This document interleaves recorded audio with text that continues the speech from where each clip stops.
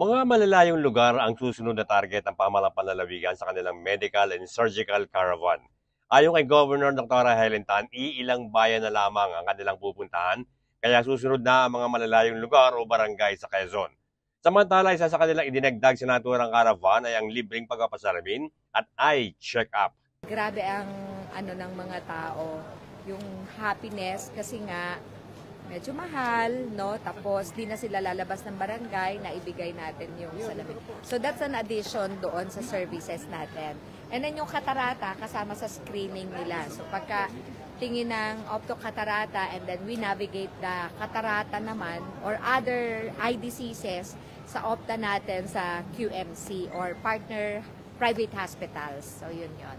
Isa rin sa palalawaki ng pamahalang panlalawigan ay ang laboratory examination na ang target nila ay ang iba't ibang sektor.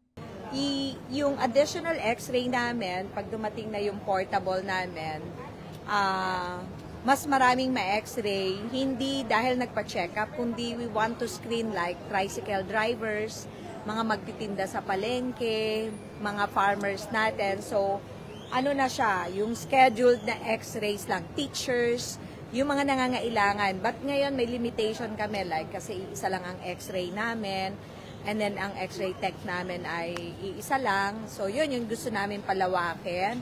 Bert Abrigo nag-uulat para sa DZDG 96.7 Destiny Radio at your service.